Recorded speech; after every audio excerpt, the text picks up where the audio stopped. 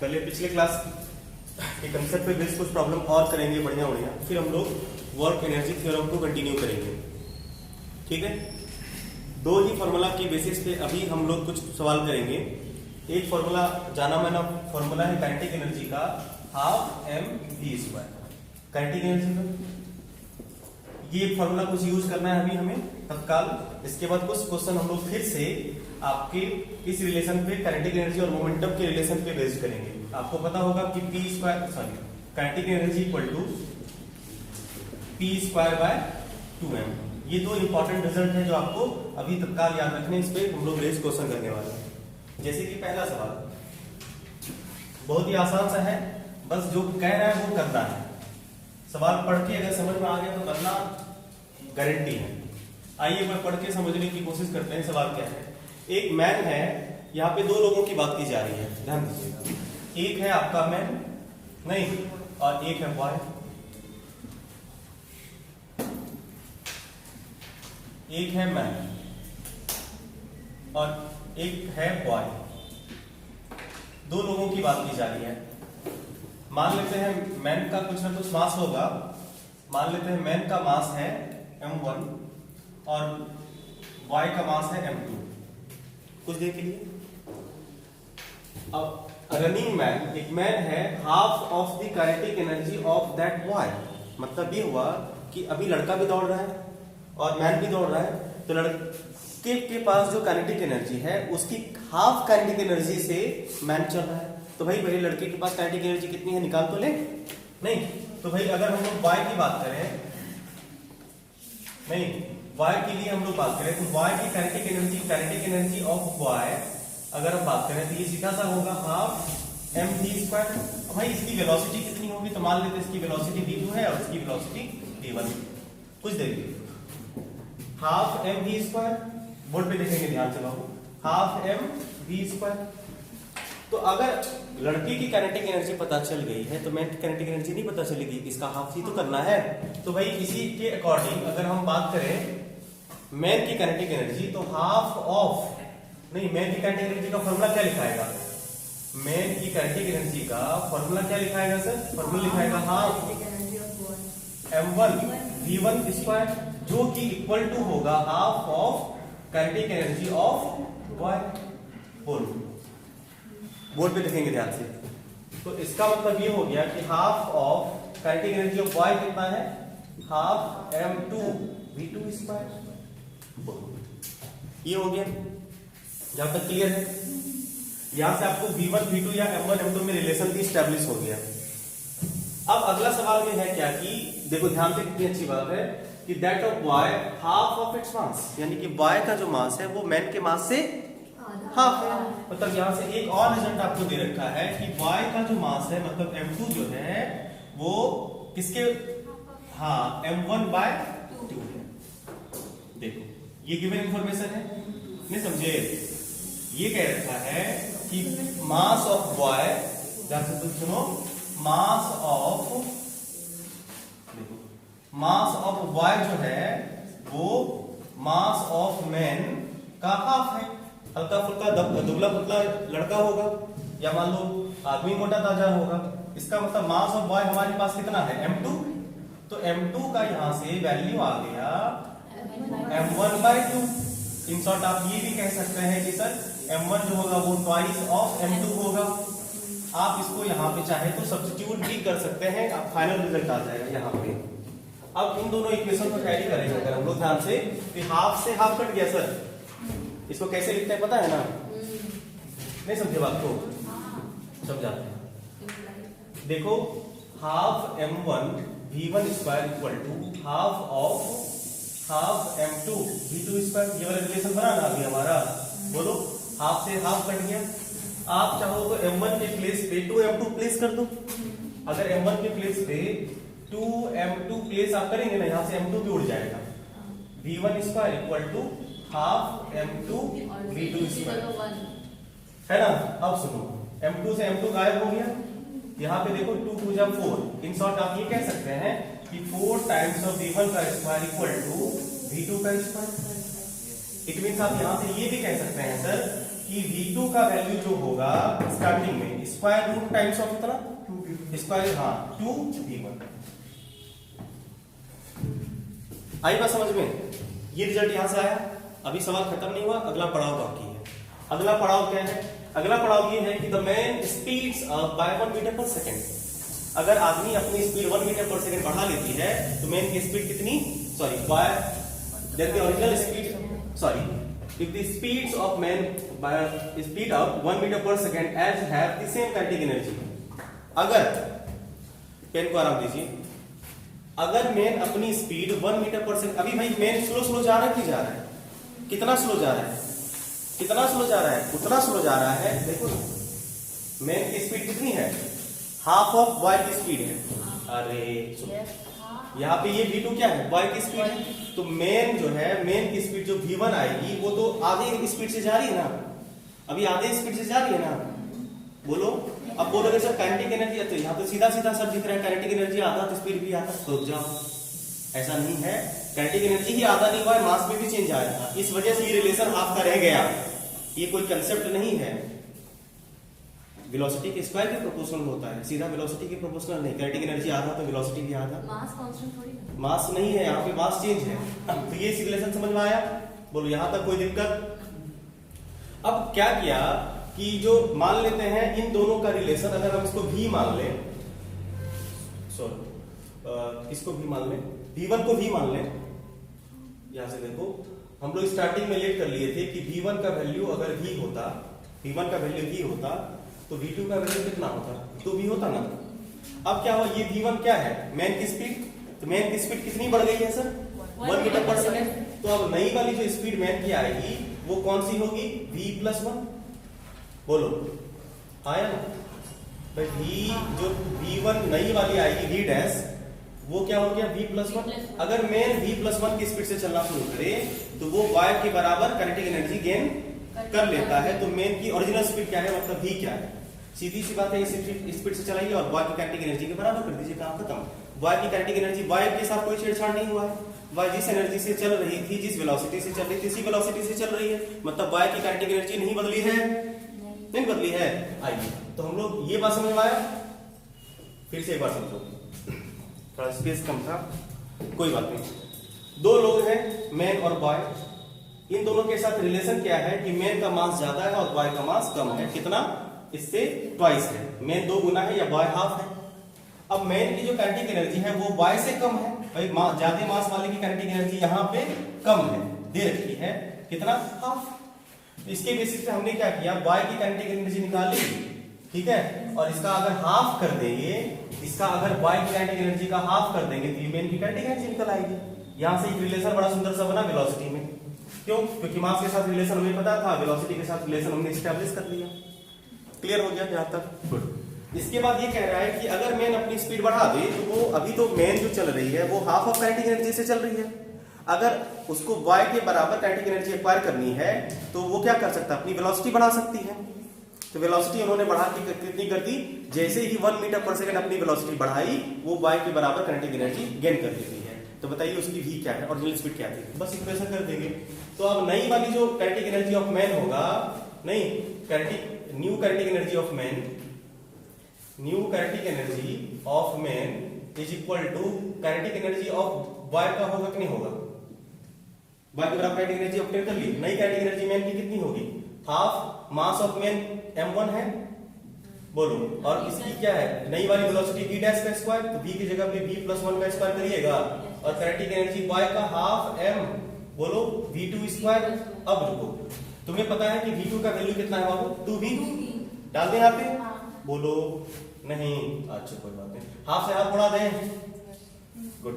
m के place पे क्या रखें, यस, ट्वाइस ऑफ m2, बोलो v+1 का स्क्वायर इक्वल टू m2, और यहाँ पे v2 के प्लेस पे क्या लिखेंगे, 2v लिख दिए, m2 से m2 उड़ गया, हमें क्या निकालना है v। अब आपको पता है इसको सॉल्व कैसे करते हैं, 2 से 2 भी टूट गया, खत्म, बचा क्या, स्क्वायर रूट कर देंगे इधर, हाँ सर, 2v स्क्वायर, अब बाबू यहाँ पे, अच्छा सॉरी, तब तो 4v स्क्वायर हो जाएगा ना, सॉरी,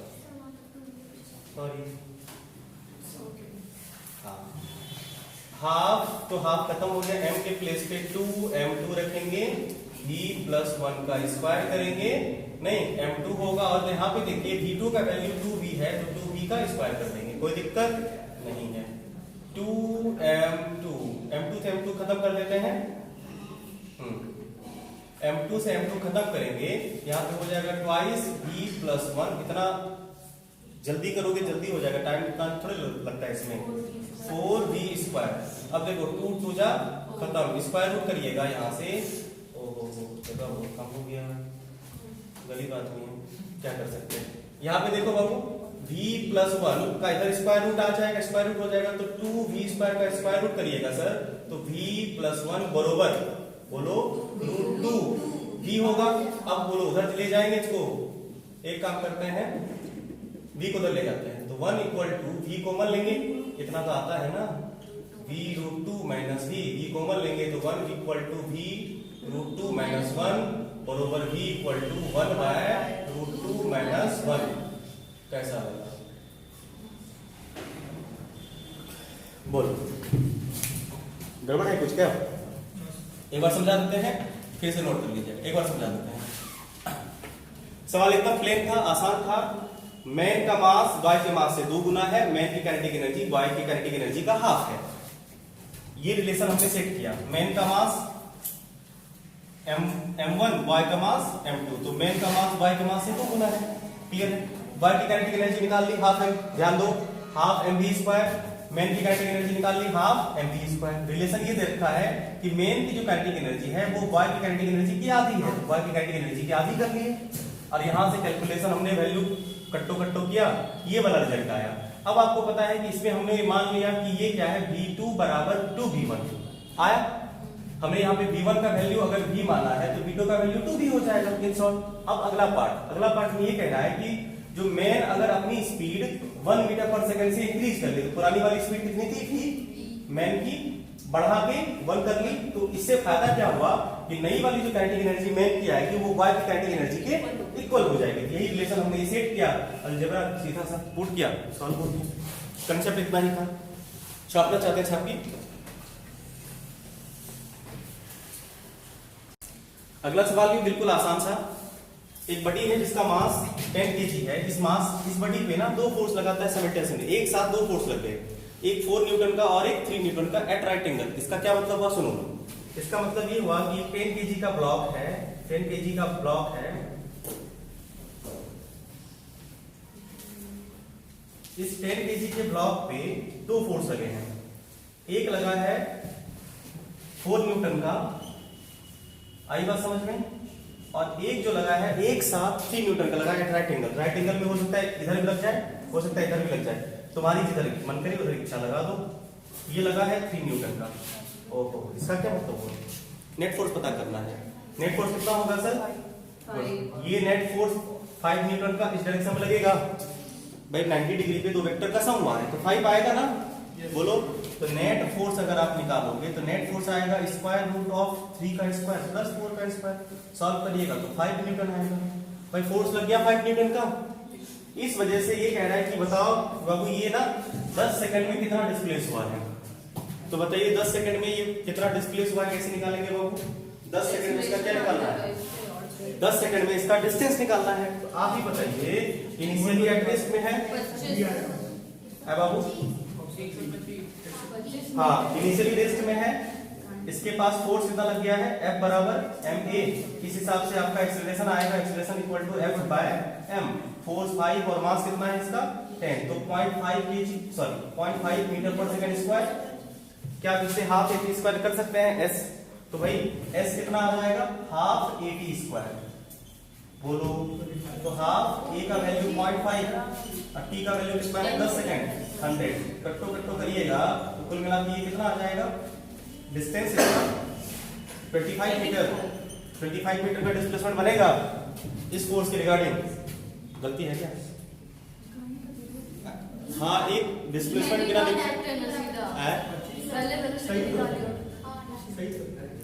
पहले वेलोसिटी निकाले और नहीं समझे, वेक्टर कैसे निकालेगा, फोर्स और डिस्प्लेसमेंट ही ना, काइनेटिक एनर्जी तो वेलोसिटी निकाल देंगे और फिर काइनेटिक एनर्जी उससे आ जाएगा। काइनेटिक एनर्जी निकालना है। अच्छा हम वर्क डन निकालने के चक्कर में मुझे यू पता है, ए पता है, फर्स्ट Sorry. इक्वेशन से बी आ जाएगा उससे। एक ही बात है, हम यहाँ पे वर्क डन हम सोच रहे थे वर्क डन है, लेकिन काइनेटिक एनर्जी पूछ रहा है ना, kinetic energy half M we square, तो सीधा v निकाल लीजिए यहाँ से। एक्सेलरेशन पता है तो v कितना हो जाएगा इसका फाइनल वेलोसिटी। डिस्प्लेसमेंट की जरूरत वर्क के लिए था, v square u square 2as u square 0 तो 2as, जब इसको आप सॉल्व करिएगा तो वेलोसिटी कितनी आ जाएगी 5, तो 5 मीटर पर सेकंड की वेलोसिटी हो गई। आपसे निकालना है काइनेटिक एनर्जी, तो kinetic energy equal to half M we square, half M का वैल्यू 10 और v का वैल्यू 25, तो कुल मिला के हो गया तुम्हारा कितना 125 जूल पॉजिटिव में। समझ पाए? गुड। काफी जल्दी ऊपर वाला मिटाते हैं। एक ब्लॉक पे, ठीक है, एक 300 ग्राम का ब्लॉक है, 300 gram mass has a velocity of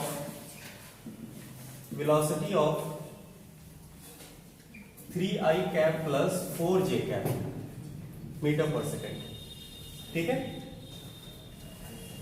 eight a certain instant, किसी इंस्टेंट पे इसकी वेलोसिटी इतनी है, तो बताइए वहां पे उसकी काइनेटिक एनर्जी क्या होगी? What is it's kinetic energy? आपके पास ऑप्शन है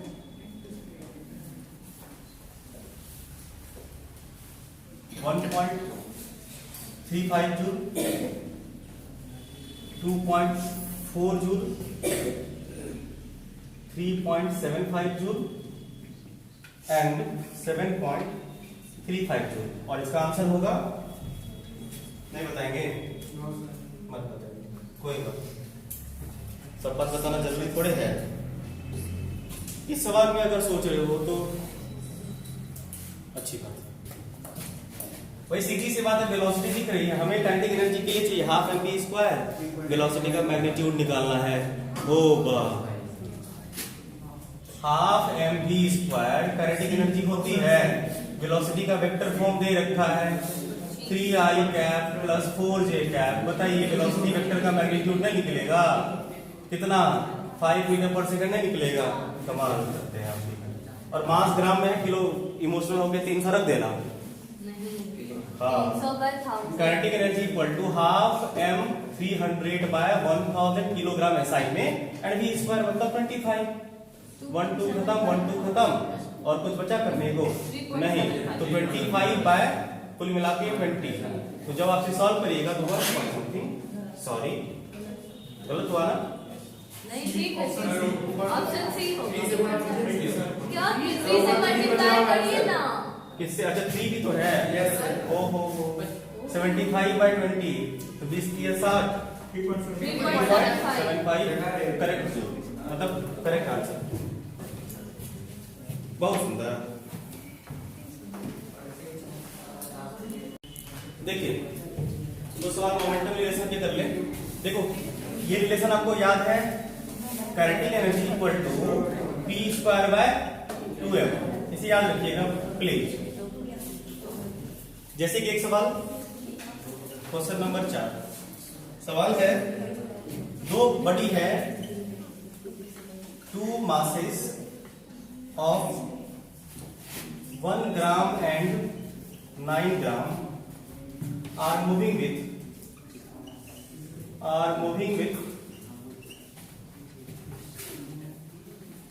equal kinetic energy,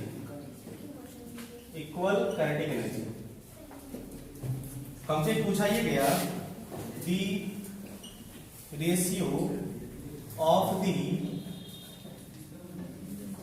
magnitude of their respective linear momentum,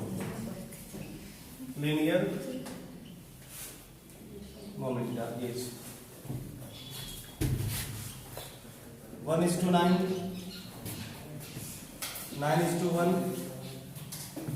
1:3 and 3:1। तो इसका आंसर होगा, नहीं होगा, होगा।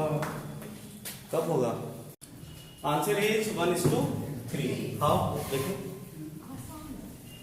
सीधी सी बात है, आपको ये पता है कि काइनेटिक एनर्जी और मोमेंटम के साथ रिलेशन क्या है? P equal to square root of 2me kinetic energy. अगर देखो मास ये है, एनर्जी कांस्टेंट है, एनर्जी अगर कांस्टेंट है तो आप कह सकते हैं कि मोमेंटम जो होगा ये प्रोपोर्शनल टू मास। अगर E कांस्टेंट हो तो हाँ या ना? इसका मतलब ये हुआ कि P1/P2 is equal to square root m1/। अब रहा कुछ करने को, m1 का वैल्यू 1 ग्राम, इसका 9 ग्राम, 1:3, सीधा सीधा। क्या क्या लगता है? नहीं होना चाहिए। अब हो गया तो क्या करोगे? कभी कभी कुछ हो जाता है ऐसे, है ना? चलिए अगला सवाल। एक सवाल होमवर्क भी दिए थे आप लोगों को, बनाए तो आप लोग नहीं होंगे। बहुत सुंदर, इसी तरह से नहीं बनाते रहिए, ठीक है? हाँ, और करते रहिए। ये नंबर 5 था ना? 5वां नंबर सवाल था, चौथा। आइए क्वेश्चन नंबर 5। भाई खटाक से बनाए हैं तो बना के दिखा दीजिए तो चुपचाप। If the momentum of a body, हाँ, momentum of a body is increased by मात्र 100%, 100%, then the percent change in the kinetic energy। Kinetic energy में कितना परसेंट चेंज आएगा? ऑप्शन की वैसे कोई आवश्यकता नहीं, फिर भी दे देते हैं। 150, 300, 200 और 300, 225 और 300, 300। हाँ जी, कितना होगा? 300। उसी सवाल जो कल क्लास में करवाए थे उसी का उल्टा है ये, बिल्कुल रिवर्स है। करने के तरीके बस उल्टे होंगे और कुछ नहीं। आइए इसे कर लेते हैं। कैसे करेंगे सर? देखिए, बताना भी पड़ेगा। बोर्ड दिख रहा है सबको? बोर्ड सबको दिख रहा है? हाँ, तो देखते रहना कभी कभी, ठीक है भाई। ये बताइए, अब बोर्ड देख लीजिए। हमसे पूछा गया कि भाई मोमेंटम बढ़ गई, नहीं? आप बताइए, अगर एनर्जी पहले E होती और मोमेंटम P होता तो E इक्वल टू P²/2m होता। बोलो, मोमेंटम बढ़ा है, इसका मतलब क्या नहीं बढ़ा है? अच्छा, क्या बढ़ सकता है? मोमेंटम बढ़ा है तो दो चीजें बढ़ सकती है, एक मास और एक वेलोसिटी। भाई मास को कैसे छेड़ोगे आप? कांस्टेंट। वेलोसिटी को छेड़ो, बढ़ा सकते हो। अरे दौड़ती हुई बॉडी को क्या करोगे? जाके खिला पिला दोगे तो थोड़ा सा रख लो? नहीं कर सकता। आपने गेंद को फेंक दिया तो भाई वेलोसिटी से, जिस मास से है वो मास से तो वो जाते रहेगा ना, थोड़े के बीच में कुछ मास एडअप होते जाता है, ऐसा होता है। इसका मतलब आपके पास मास कांस्टेंट हो गया। अगर मास कांस्टेंट हो जाता है, दूसरे तरीके से बता दे रहे हैं ताकि डायरेक्ट आ जाए। अगर मास यहाँ पे है, यहाँ पे ये बात तो क्लियर हो गई कि मास बेचारा कांस्टेंट है। अगर मास साक्षात कांस्टेंट हो गया तो energy is proportional to P² होगा कि नहीं होगा? सीधी सी बात है। तो बताइए, एनर्जी अगर मोमेंटम कितना 100% हुआ है, मोमेंटम मतलब 2 गुना हुआ है। 100% का मतलब 2 गुना होता है रे बाबू। अरे नया वाला मोमेंटम जो P2 होगा, नया वाला जो मोमेंटम होगा P' वो होगा P प्लस P का 100%। बोलो 100/100, तो कुल मिला के कितना मोमेंटम हुआ? 2P1। मोमेंटम 2 गुना हुआ, तो बताइए एनर्जी की कितनी हो जाएगी? सीधी सी बात है, E1/E2 इक्वल टू P1/P2 का स्क्वायर। P1 का वैल्यू कितना है?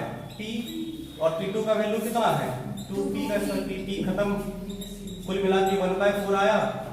भाई नई वाली एनर्जी कितनी आ गई, पुरानी की 4, यस, मतलब E2 जो हुआ वो 4 टाइम्स ऑफ E1 आया, मतलब E1 का वैल्यू कितना है, E है, आप कह सकते हैं कि चलो रहने दो, E1 आ गया। चेंज इन काइनेटिक एनर्जी, और चेंज इन एनर्जी कितनी आई, 4E1 माइनस E1 बरोबर 3E1 हुआ। अब परसेंट चेंज निकालना होता है, तो परसेंट चेंज कैसे निकालना है sir, percent change change bye original into 100, कट्टो कट्टो खत्म, कुल मिला के 300% आया है। ठीक है, इस वाले तरीके से आप एक चीज में बचेंगे। पुराना वाला तरीका देखो, दो तरीका हम आपको बताया करने का, दोनों फॉलो करिएगा। इस वाले तरीके से वो जो ब्रैकेट में लेट वेट करते थे ना, स्क्वायर रूट के अंदर आता था, वो परेशानी से आप बच जाइएगा। अच्छा है ये यूज करेंगे, मतलब हमको एक तरीका बताना था सवाल में, सवाल तो कल बता ही चुके। आई बात समझ में? तो आपको जो ठीक लगे फॉलो करिए, कोई दिक्कत नहीं है। इसे साफ करते हैं, अगले सवाल पे चलते हैं, कैलकुलेट करके बताएंगे। आइए सर, देखो इसी से मिलता जुलता एक और सवाल होता है। क्वेश्चन तो आप लोग कर लीजिएगा, लेकिन हम ऐसा मान के चलते हैं कि आप लोग क्वेश्चन नहीं करिएगा, इसीलिए हम क्वेश्चन करवा रहे हैं। समझ रहे हैं ना आप लोग? अगर ऐसा होता कि आप लोग क्वेश्चन कर लेते तो बोर्ड पे इतना सवाल ना हमको लिखना पड़ता ना करना पड़ता। इसीलिए हमको मानना यही है कि आप लोग के पास ऐसे समय कम होता है, तो आपका थोड़ा टाइम ही बचा देते हैं, हम क्वेश्चन लिखेंगे। देखिए एक बॉडी है जिसका मास 5 kg है, a body of mass 5 kg is moving with a momentum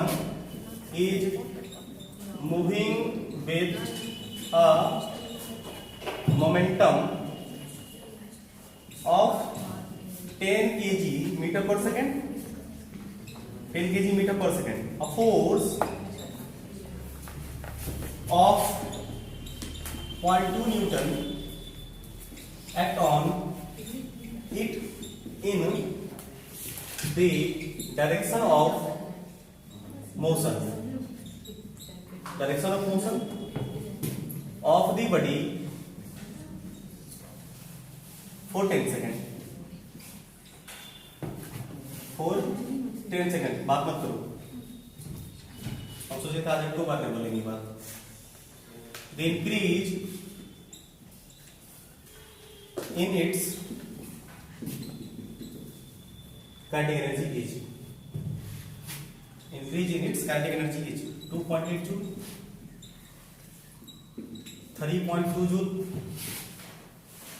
3.8 and 4.4 joule. और इसका आंसर होगा, बताइए, इसका आंसर 4.4 होगा।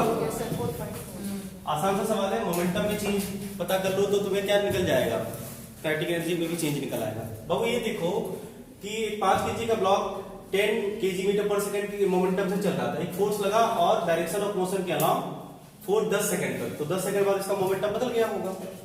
नहीं, मतलब आप ये समझ लीजिए इसके पास दो मोमेंटम है, एक फाइनल और एक इनिशियल। तो इनिशियल मोमेंटम आपको पता है, फाइनल वेलोसिटी पता चलेगी 10 सेकंड बाद क्या होगी। आपको ये याद होगा कि change in momentum equal to force into time होता है, हाँ या ना?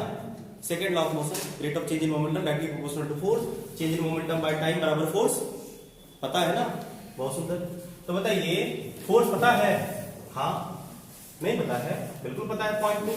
तो 0.2 और कितने टाइम का लगा है, 10 मतलब 20। तो बताइए इससे फाइनल मोमेंटम आपका आएगा नहीं आएगा? तो final momentum equal to 20 plus initial momentum. बोलो इनिशियल मोमेंटम है कितना, 10 बरोबर कितना, 30। फाइनल मोमेंटम 30 आया, बहुत सुंदर। अब रहने देते हैं इसको। आपको पता है कि ये हमको क्या निकाला, काइनेटिक एनर्जी। ओहो, अच्छा कोई बात नहीं, काइनेटिक एनर्जी क्या होगा, चेंज इन काइनेटिक एनर्जी ना, इंक्रीज इन काइनेटिक एनर्जी मतलब चेंज इन काइनेटिक एनर्जी। भाई नया वाला मोमेंटम बढ़ा है, जरा ध्यान से देखो, नया वाला मोमेंटम ध्यान से बढ़ा है, इसलिए यहाँ पे चेंज इन काइनेटिक एनर्जी या increase in kinetic energy same sense रखेगा। इंक्रीज इन काइनेटिक एनर्जी मतलब हो गया initial kinetic energy final kinetic energy, ठीक है। ज्यादा माइनस कम करना है, चेंज निकालना, ज्यादा minus come. Change in kinetic energy करोगे, पता है तो फिर मुंह काहे बना रहे हो? चेंज इन काइनेटिक एनर्जी निकाल रहे हैं हम लोग। तो फाइनल काइनेटिक एनर्जी कितनी होगी, हाफ एम वी स्क्वायर और हाफ एम बोलो यू स्क्वायर, ऐसा ही कुछ होता है। हाँ। बोलो एक काम करेंगे, यहाँ से देखिए फाइनल और इनिशियल के बीच तुम्हारा चेंज मोमेंटम में दे रखा है। मोमेंटम होता है half sorry m v minus m v. इससे आसान बताए बताइए। सर, इनिशियल दिया हुआ है मोमेंटम, उससे इनिशियल वेलोसिटी आ जाएगा और फोर्स दिया उससे इनिशियल वेलोसिटी तो फाइनल मोमेंटम से फाइनल वेलोसिटी आ जाएगी। हाँ। तो वही तुम भी करने वाले हैं, मतलब यहाँ तक नहीं करेंगे, मतलब फाइनल मोमेंटम में निकालना ही पड़ेगा। फाइनल वेलोसिटी इनिशियल वेलोसिटी निकालना ही पड़ेगा ना। एक्सेलरेशन आएगा, एक्सेलरेशन से फाइनल वेलोसिटी आ जाएगा। ये आसान था,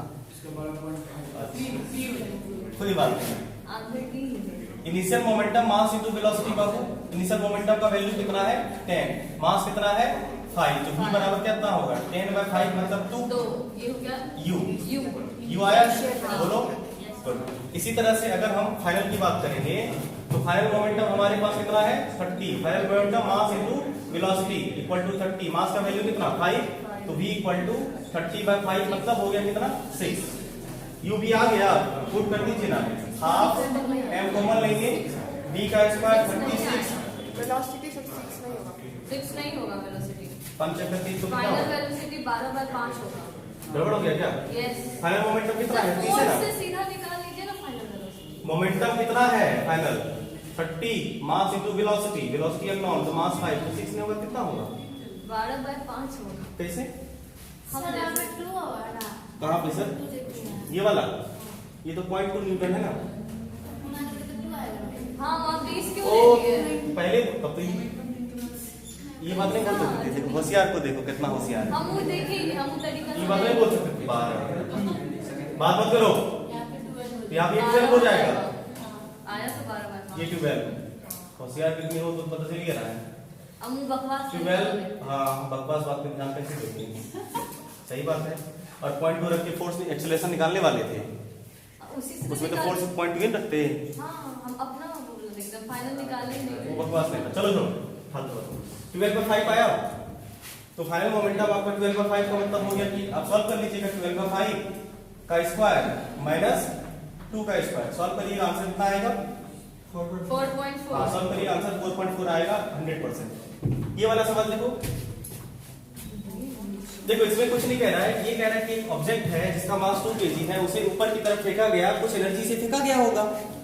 ये ऑब्जेक्ट है, इस ऑब्जेक्ट को ऊपर फेंकने के लिए आपने कितनी एनर्जी का यूज करा है 490। इस एनर्जी से मतलब आपने कुछ इनिशियल वेलोसिटी दे रखी होगी, इस तरह से बड़ी ऊपर गया। हमें ये पूछा गया है कि भाई the height eight which kinetic energy become half, हमको ये पता करना है कि किस हाइट पे जाके इसकी एनर्जी E/2 हो जाएगी, हाफ हो जाएगी। सीधी सी बात है, h हाइट पे जाने के बाद इसके पास कुछ पोटेंशियल आएगा, पोटेंशियल मतलब mgh, और कितना पोटेंशियल जितना एनर्जी में चेंज आएगा, एनर्जी में कितना चेंज आया, half mv square change sorry 490/2 आया, बोलो आया ना। तो h बराबर कितना हो जाएगा 490/2, मास कितना है 2 kg और h g का वैल्यू 9.8 लेना है, समझ गए। हाँ तो ये हो गया तुम्हारा कुल मिला के 2 × 4 कितना हो जाएगा 5 49 गुना 98 बजा 10 50, ये हो गया 50/4 कितना हो जाएगा, ऑप्शन नहीं था क्या इसमें, था तो लगभग कितना हुआ 12.5 क्लियर है। चलते चलते एक सवाल और करेंगे, उसके बाद अगला टॉपिक स्टार्ट होगा।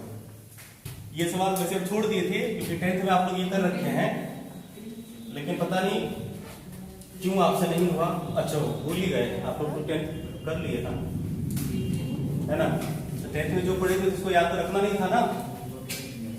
क्या आपको याद होगा कि आपने मेंसुरेशन में एक पाइप सस्टेन वाला सवाल किया था, जिसमें पाइप से वाटर रिजेक्ट होता था, कितने टाइम में कितना वाटर रिजेक्ट होगा। उस टाइम में आप लोग उसको करते क्या थे, पाइप का एक लेंथ होता था और आप एक डिजायर्ड टाइम में उसका लेंथ एज्यूम कर लेते थे और वही लेंथ ऑफ वाटर हो जाता था, लेंथ ऑफ पाइप।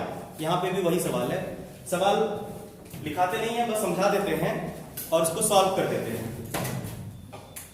सॉल्व कर दें या लिखा दें, चलो लिखा हुआ कॉपी में रहेगा, लिख लो बाबू।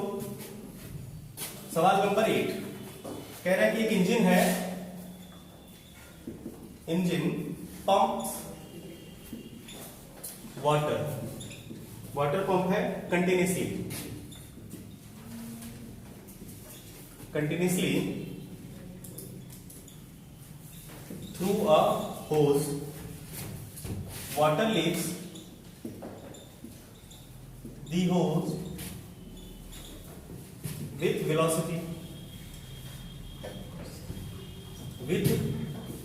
velocity v, and small m is the mass per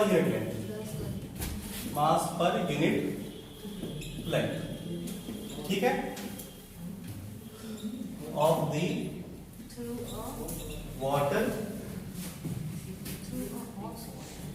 water jet, ठीक है।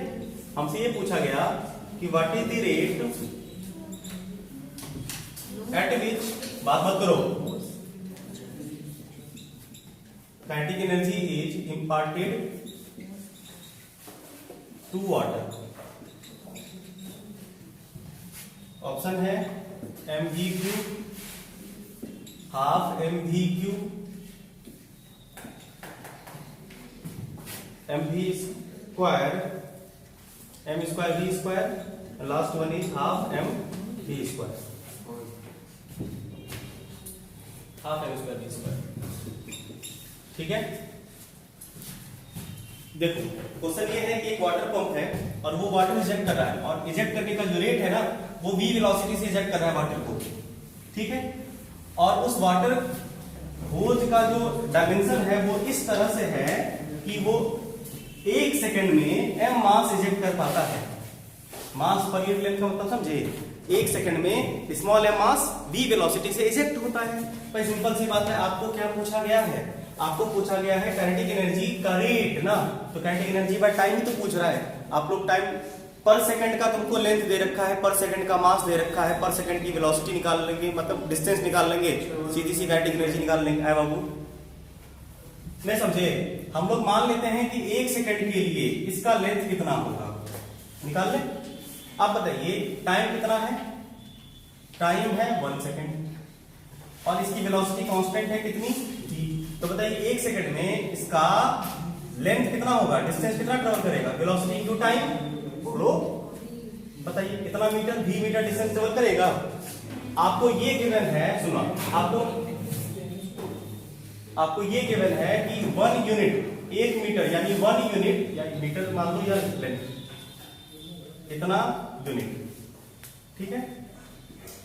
1 यूनिट लेंथ का कितना मास है, 1 यूनिट लेंथ का मास कितना है, स्मॉल है, मास पर यूनिट लेंथ मतलब यूनिट लेंथ का मास स्मॉल है। आपके पास टोटल लेंथ कितना है, v यूनिट, तो भाई v यूनिट का मास कितना होगा, vm। ये आया मास, टोटल मास आ गया, वेलोसिटी पता है, mv स्क्वायर नहीं करोगे, कमाल करते हैं। Kinetic energy equal to half mv square होगा, मास इसका कितना है, हाफ, मास इसका कितना है, vm into v square. Answer क्या होगा, half mv cube, half mv cube. ऐसा कुछ सवाल था, ऐसा ही कुछ सवाल था, नहीं था, क्रॉस सेक्शन है, उससे भी क्या फर्क पड़ता है, रेडियस निकलेगा, लेंथ ही निकलेगा, ऐसा कुछ होगा। मैकेनिज्म तो ये रहता है निकालने का, काइनेटिक एनर्जी ही निकालना था ना, करना तो ही है। उसके बाद वो मेंसुरेशन है, मेंसुरेशन से लेंथ निकालना है आपको, वो लेंथ भी टाइम के रिस्पेक्ट में निकलेगा, टाइम के हिसाब से, ठीक है। तो कुछ बढ़िया बढ़िया सवाल प्रैक्टिस के लिए हम आपको करवा दिए हैं काइनेटिक एनर्जी के सिर्फ फॉर्मूले और मोमेंटम पे, ठीक है। इसके अलावा सवाल तो जिंदगी भर चलते रहेगा, कल कंटिन्यू करेंगे हम लोग कंसेप्ट अगला। आज के लिए इतना ही, धन्यवाद। प्रॉब्लम सब बनाते रहिए।